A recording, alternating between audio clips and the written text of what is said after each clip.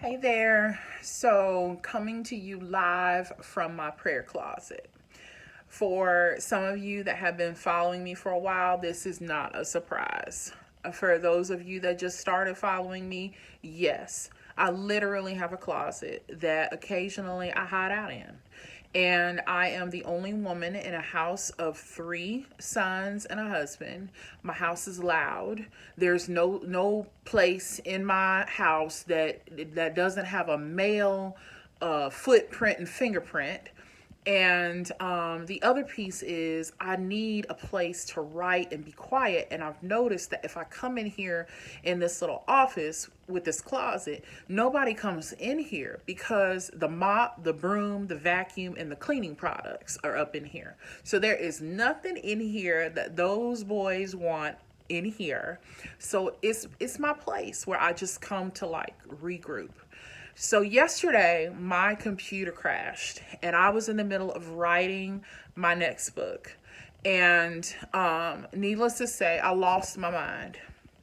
And I know what y'all are saying. Well, don't you have it backed up on a USB stick? Don't you have it on your OneDrive? Don't you have it on a backup, document, computer, something? No, I did not, because the words were just flowing. I feel like sometimes when God puts something on your heart, and when you hear it and you feel it and you see it and you and God are on the same page, it just starts to flow and it starts to come out. I imagine some of you musicians and some of you other folks, preachers or teachers, when God has laid something on your heart, it just starts to flow. And I haven't been able to put this book down. There have been days where I've written more words than the day before, or less words than the day before. But either way, the story that is in my heart has just been flowing. And so much so that I had not prepared myself for what happens when something tries or does interrupt my flow. What do you do when something comes from out of nowhere? Coronavirus, all the other things that are happening right now. What do you do when something comes and interrupts your flow and you haven't prepared? Don't get it twisted. Some of us are prepared for some of this stuff more than others. Some of us have a backup plan more than others. Some of us have more access to resources more than others. I'm not a celebrity. I'm not on the screen doing this video because I have some type of like special wisdom to impart. I mean, you look at celebrities and people that have like made it already, and maybe they're dealing with things a lot easier because they have means and access to do so. But I'm not. I did not prepare myself with a USB. I did not prepare myself with backup files, and I take full responsibility for that. But it left me thinking last night, what happens when your heart is in the right place? You are in your flow. Goodness is flowing from your heart in your life and what you're doing. But something comes along and crashes your flow. What are you going to do? And I'm here to tell y'all from this closet today. I prayed. I said, Heavenly Father, right now I have nothing. My whole story, Lord, that I believe you want me to write is gone. What would you have me do? Are you trying to tell me, Lord, that I am not a writer and that I not only let this story be crashed, but my dream of becoming an author crash along with it, Lord? What is your will, Lord, in this moment for me, Lord? Shall I sit here and I cry, or what should I do next?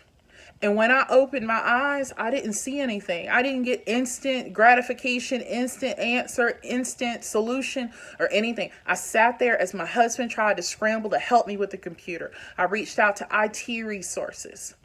And it was my son, my 8-year-old son, that came in and he said, I'm sorry, Mama, about your laptop and your story. He said, but even if your laptop crashed, the story can keep going on. An 8-year-old told me that even in the midst of your flow being disrupted and your story in this moment may feel like it has crashed and it is over and it is closed, God is more powerful than that. Whatever he has put in your heart, whatever he has called you to do, nothing can interrupt that flow. Now, will I have to go back if I can't recover those files and rewrite that first part of the story? Yes. But he is not stopping. He is not going to take away what he gave me because I didn't back up some files on a computer. The story will continue to be written. The story will continue to go forward. The story will continue on. Now, I did find out this morning that my files are probably going to be recovered, but guess what? They're not going to be back to me until Monday. That means the whole weekend I got a choice. I can sit here and be upset and anxious because I actually can't see my physical story that's sitting there on that computer. Or I can do what my son said, and I can keep writing and I can keep going. And where the flow was cut off on one machine, there's another place and another space that God will use to help you create, continue the story that he was already writing, and that he will continue to write, and that he will continue to use you in. What happens when your flow gets interrupted? What are you going to do? Walk away? Shut down? Give up?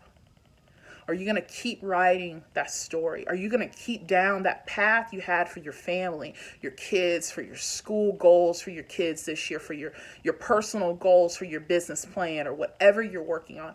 Will you keep going? Because the story, as long as you're alive and living and believe it, as long as you don't give up on God, God's not going to give up on you. And he will equip you in a different way, in a different manner, but the story must continue. If you so choose to get up off that floor like I was yesterday, open up another laptop that I had and keep writing the story from where it crashed yesterday on my laptop.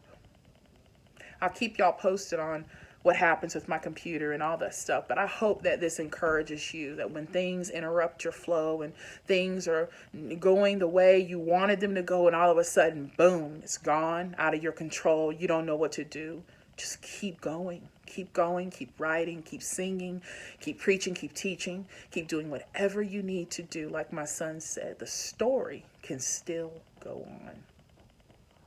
I hope y'all are having a great day, and I hope you have a great rest of the week. And I'll be up in this closet again because you know something else gonna happen. So I'll have to talk to y'all about it, okay? Talk to you later. Bye.